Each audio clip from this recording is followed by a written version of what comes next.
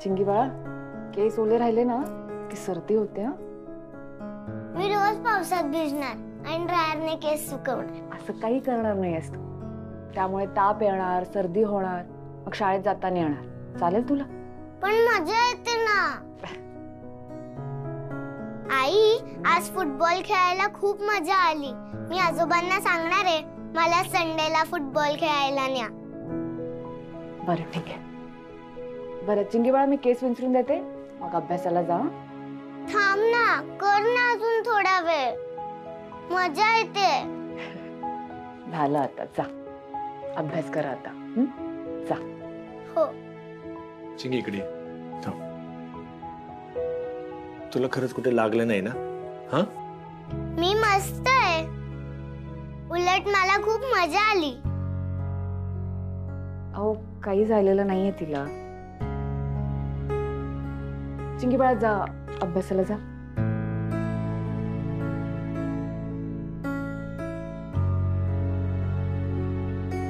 खरंच चिंगी ठीक आहे.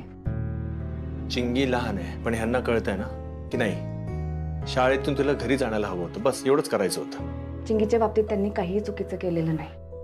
चिंगीच्या शाळेत एक मुलगा तिला म्हणाला की मुलींना फुटबॉल खेळता येत नाही, म्हणून चिंगीला फुटबॉल शिकवत होते ते. ह्यात काय चुकलं त्यांचं? आजी आजोबांच्या प्रेमामुळे मुलांचं आयुष्य समृद्ध होतं. आपली चिंगी बघा किती नशीबवान आहे. 3-3 आजोबांचं प्रेम मिळतंय तिला. ठीक आहे आनंदी, यावेळी नसतील चुकले ते, पण तरी सुद्धा माझा काही यांच्यावर विश्वास नाहीये. तुमच्या अशा अविश्वासामुळे ना चिंगीपासून लांब जातील ते. तुम्ही असं ओरडलात ना त्यांच्यावर, तर चिंगीशी बोलायला, तिच्याशी खेळायला भीती वाटेल त्यांना.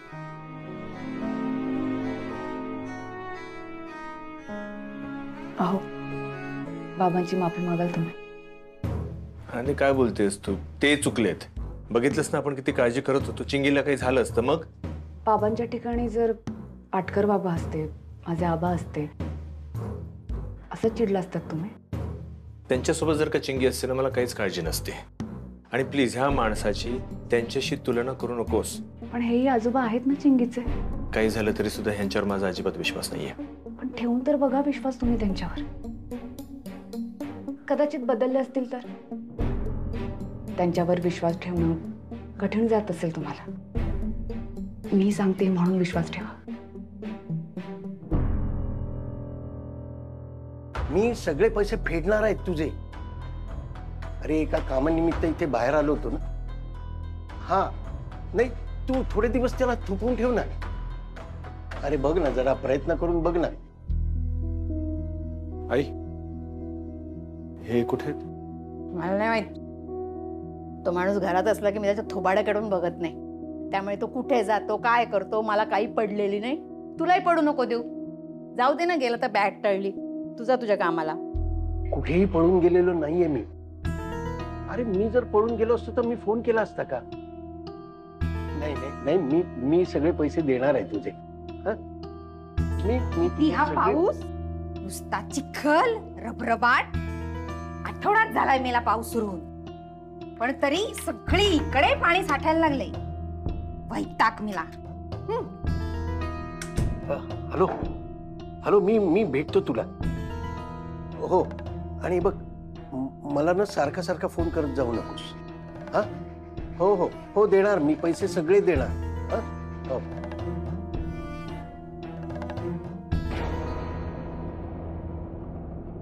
आनंदी, अगं 6 वाजल्याचा चहा राहिलाय ग. कुठे गेला होता तुम्ही? नाही कुठे नाही, इथंच होतो. काय झालं म्हटलं, तू चिडलायस, तुझा राग शांत व्हावा म्हणून मी जरा असंच. सुनबाई, ए सुनबाई. हो. अगं मी आता खाली फेरफटका मारायला गेलो होतो ना, तर एक भाजीवाला दिसला. त्याच्याकडे ही चांगली आळूची पानं दिसली, एकदम फ्रेश आहेत बघ. आळूच्या वड्या करशील ना? हो, छान आहेत, ताजी एकदम. बाबा, माझा अभ्यास झाला, मी खेळायला जाऊ का रे? हो जा. फुटबॉलची प्रॅक्टिस करायची, चालेल ना? तुझा अभ्यास झालाय ना? आता एवढं का विचारतेस, जा ना. मी फुटबॉल खेळले म्हणून तू रागवलास ना माझ्यावर. बाळा मी मी त्यासाठी नव्हतं चिडलो. नक्की? हो नक्की. हो चिंगी बाळा, आणि जा बाबा काही तुझ्यावर रागवला नव्हता, तो माझ्यावर रागवला होता. आणि आता त्यांनी तुला सांगितलं ना खेळायला जायचं म्हणून, मग जायचं खेळायला. हा पण बॉलला किक कशी मारायची माहितीये ना तुला?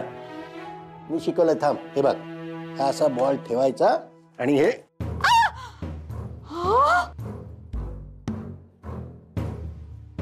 कळतंय का तुम्हाला? ही काय फुटबॉल खेळायची जागा आहे का? कळतंय का तुम्हाला? सॉरी, चुकून झालं. राघवा, हा माणूस मला त्रास द्यायचा थांबवत नाहीये अजूनही. याला बॉल सारखं फेकून दे बरं बाहेर. ए सुलक्षणा, अगं चिडू नकोस ग. आई, मी चुकून. बाबा रागवल्यात त्या. आजोबा पण घाबरतात आजीला. हे चिंगे, जा तू खेळायला जा. हो आई. घे नीट किक मारा. सुनबाई, आळूच्या पानाला चिंच चांगली लाव. काय आळू खाजरा दिसतोय खूप. हो. इथे राहायचं असेल तर काही नियम आहेत, ते तुम्हाला पाळावे लागतील. ही माझी जागा आहे, हा सोफा माझी जागा, इथे बसायचं नाही. थांबा.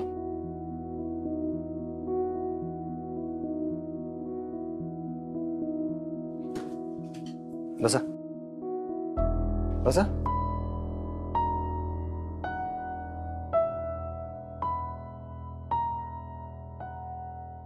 बघा, सॉरी, मी मगाशी तुमच्यावर ओरडलो त्याबद्दल सॉरी. अरे नाही रे, चूक माझीच आहे. माझ्यामुळे तुम्हाला एवढी काळजी लागून राहिली चिंगीची. आणि मी तर फक्त फुटबॉल खेळायला शिकवत होतो तिला. मला नाही वाटलं की आम्हाला फार उशीर होईल किंवा चिंगीचे शाळेचे कपडे खराब होतील, ती पडेल, तिला लागेल, हे माझ्या लक्षातच नाही राहिलं. ए सॉरी, चूक माझीच होती. नाही, तुमचं नाही चुकलं. मला कळलंय सगळं काय ते. हे बघा, मी माझ्या चिंगीला कधीच मुलगा आणि मुलगी यामध्ये भेद करायला शिकवलेलं नाहीये. तिला जे काही करायचं आहे, मनापासून करावंसं वाटतं, मी तिला कधीच रोखलेलं नाहीये. फुटबॉल तिला शिकायचं आहे, ठीक आहे, नवीन आहे तिच्यासाठी, पण कराटे पण शिकते ती. मी नाही रोखले तिला कधी. तुम्ही सुद्धा तिला शिकवण्याचा प्रयत्न करत होता, पण मी पॅनिक झालो आणि तुमच्यावर ओरडलो. अरे ठीक आहे रे, मी समजू शकतो ना. तू लहान होतास ना, तेव्हा तू सुद्धा आमच्या डोळ्यासमोरून जरा जरी हल्लास ना, तरी आम्ही सुद्धा घाबरायचोच ना रे. आणि कसं आहे, या घराचा कर्ता पुरुष आहेस तू आता, त्यामुळे तुला ज्या गोष्टी हव्यात त्याच घडणार आहे इथं. आणि हे बघ, आता मी काही चिंगीला शाळेमध्ये सोडायला किंवा आणायला जाणार नाही. आणि प्रत्येक बाप हा आपल्या मुलाच्या चांगल्यासाठीच करत असतो. सुनबाई, चल, वड्या करायच्या आहेत ना आळूच्या, मी तुला मदत करतो. नाही नाही बाबा, मी कर. अगं मला आवडतात, मी मदत करतो ना. चल चल, ये ये ये.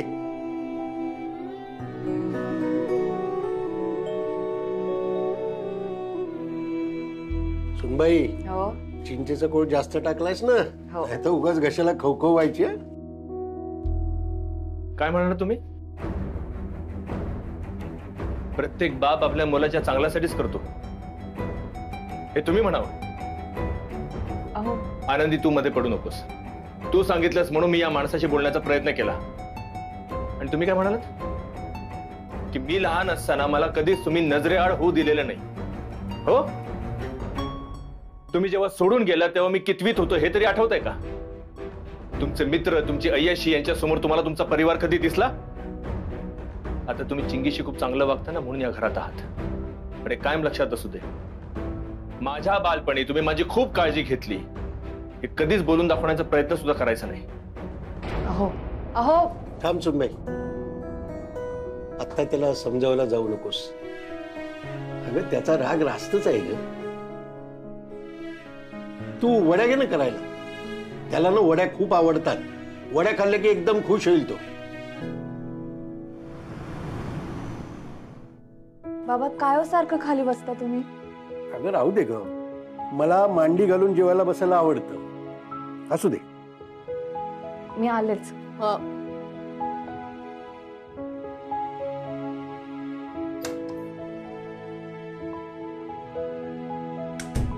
अहो मी पिशव्या बाहेर ठेवल्या आणि विसरले. आता मला कसं माहिती असेल की त्याच्यातली फक्त अळूचीच पानं गायब होतील म्हणून? काय ग आनंदी, काय झालं? कोलते वहिनी आळू वड्या केल्या होत्या, तुमच्यासाठी घेऊन आले. अळूवड्या? अगं तूच चोरलीस की काय आमच्या दारातली पानं? की बाय माझे, अहो काय बोलताय कोलते वहिनी? अगं मी मगाशी बाजारातून आले तेव्हा खूप सामान होतं माझ्या हातात. त्यामुळे दार उघडण्यासाठी 2 पिशव्या गडबडीत मी खाली ठेवल्या आणि आत निघून गेले. नंतर बाहेर येऊन बघते तर काय, सगळं सामान तसंच, पिशव्या तशाच, मेथीची भाजी तशीच, फक्त अळूची पानं गायब होती. आज आमच्या ह्यांना नेमक्या अळूवड्या खायच्या आहेत, त्यामुळे नुसता वाद चालू आहे घरात. पण तू कुठून आणलीस ग अळूची पानं? आमच्या घरी पण आणली होती अळूची पानं, त्याच्याच बनवल्या आळू वड्या, त्याच घेऊन आले होते. दे बाई, तुझ्या हातच्या वड्या तरी यांना खायला घालते म्हणजे जरा शांत होती.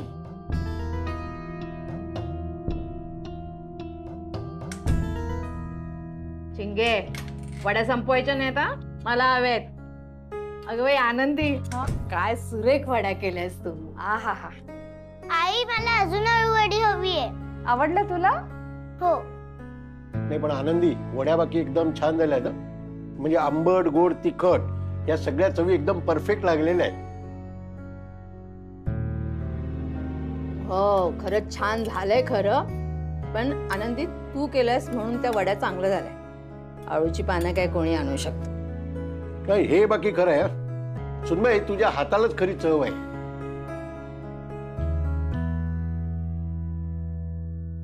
आळूची पानं कुठून आणली होती बाबा?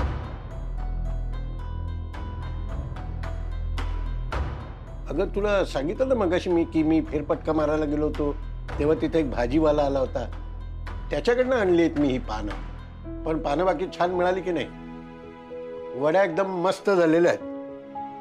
ज्याला कुणाला राग आला होता ना, तो सुद्धा या वड्यांमुळे गेलेला दिसतोय.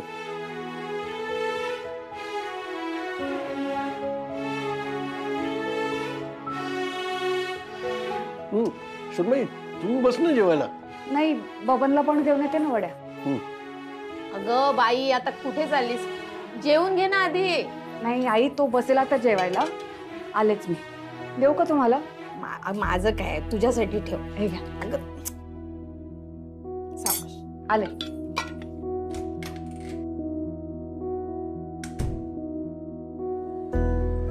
बबन, काय गो? तुझ्यासाठी आळू वड्या आणल्यात. आळूवड्या? काय म्हणतोस काय? अबे अशा पावसात ना भजी आणि आळूवड्या असं मला काहीतरी पाहिजेच होतं, आणि तू घेऊन आलीस. भारी झाल्यात. आवडल्या ना? हो. बबन, मला सांग, आपल्या सोसायटीत कोणी भाजीवाला येऊन गेला का आज?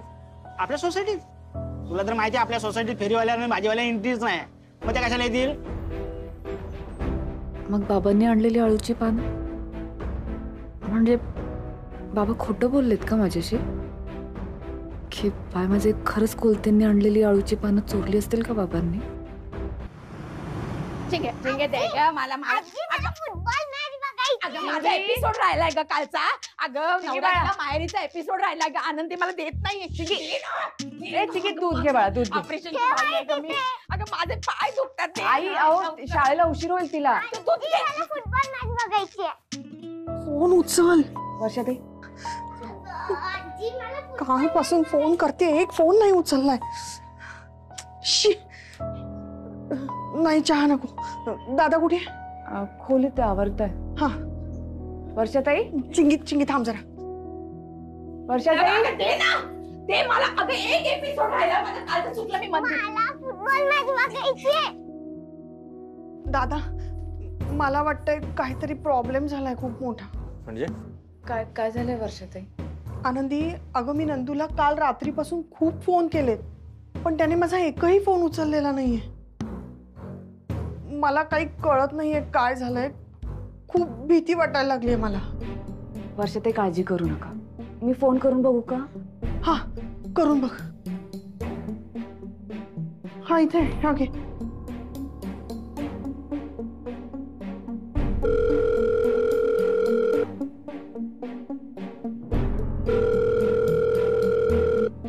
वाजते रे.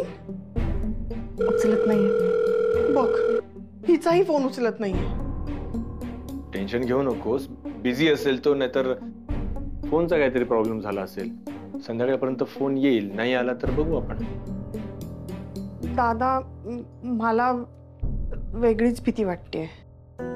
म्हणजे नंदूला असं वाटत नसेल ना की तो माझ्यावर प्रेम करून चुकतोय आणि म्हणून तो आत्ता असं हे सगळं वागत नसेल ना. नंदू असं नाही हे तुला चांगलं माहिती आहे. कशाला नको त्या गोष्टी डोक्यात आणतेस तू वर्षा?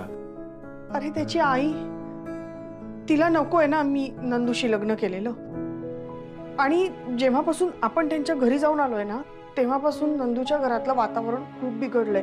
नंदू सारखं मला सांगत असतो की आई अजिबात ऐकत नाही, अजिबात ऐकत नाही. दादा मला ना एकदा फक्त नंदूला भेटायचंय, बघायचंय जाऊन की तो सुखरूप आहे ना. बरं ठीक आहे, चल. कुठे? नंदूच्या घरी. बघूया ना काय प्रॉब्लेम आहे. हा आनंदी तू पण चल. हा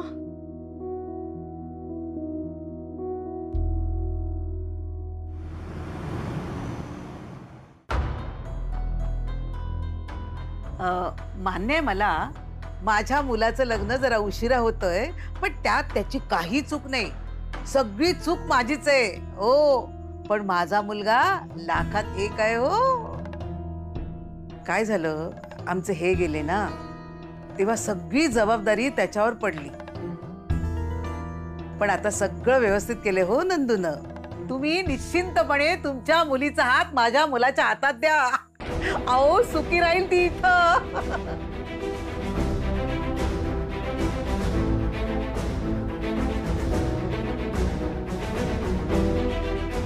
तुम्ही नंदूचं लग्न ठरवताय?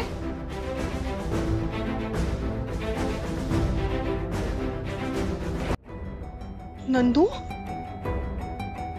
मी तुला फोन करतेय, तू फोन उचलत नाहीयेस म्हणून माझा जीव वर खाली होतोय आणि तू इथे तुझं लग्न ठरवतोयस? नाही नाही असं अजिबात नाहीये. काय हे सगळं करायला मला आईने भाग पाडलं म्हणून. आणि आईने माझ्याकडनं माझा फोन सुद्धा काढून घेतला होता म्हणून तू केलेले फोन मला कळलेच नाहीत. खरं तेच सांगतो मी, विश्वास ठेव माझ्यावरती. मला हे लग्न अजिबात करायचं नाहीये. हे काय चाललंय गावडे वहिनी? तुम्ही इथं कशाला आलात? बोलावलं नसताना दुसऱ्याच्या घरी वाद घालायची सवय झालीत वाटते तुम्हाला. चला निघा इथून, मला तुमचं तोंडही बघायचं नाहीये. कशाला माझ्या मुलाच्या लग्नात अडथळा आणताय? गावडे वहिनी कोण आहेत? कोण आहे? अहो ही मुलगी आहे ना माझ्या नंदूच्या मागे लागली आहे. पण त्याचं लग्न तुमच्याच मुलीशी होणार? काही काय बोलतेस तू? हे बघा, ही मुलगी माझ्या मागे लागलेली नाहीये. माझं या मुलीवरती खूप प्रेम आहे आणि मी हिच्याशीच लग्न करणार आहे. आणि आई, हे तुलाही माहिती आहे. अहो काय बोलतोय का तुमचा मुलगा? त्याचं ह्या मुलीवर प्रेम आहे? तुम्हाला हे सगळं ठाऊक होतं तर आम्हाला का बोलावलं तिथं? गावडे वहिनी तुम्ही आम्हाला फसवतायत. अहो नाही नाही नाही, माझं ऐका. अहो ह्याचं ना हिच्याशी लग्न होणार नाहीये. माझ्या मुलाचं लग्न तुमच्याच मुलीशी होणार आहे. हे बघा, आम्हाला ही सोयरीकच नको आहे. निघतो आम्ही. चल ग. अहो ऐका माझं, मी समजावते त्याला. अहो ऐका ना. अहो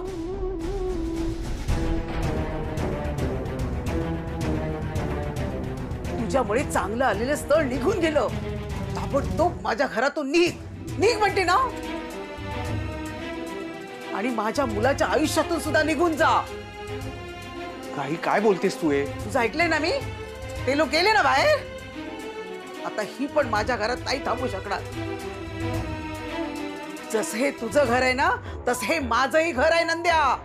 माझ्या घरात कोण राहणार हे मी ठरवणार. झालं तेवढं पुरे. निघा इथून. तुझ्याकडे मी अपेक्षा नव्हती मला नंदू. तू कसा काय बघण्याचा कार्यक्रम करू शकतोस? नाही नाही अगं मी नाही, आईने. कुणीही काही म्हणो, तू तयारच कसा झाला? वर्षा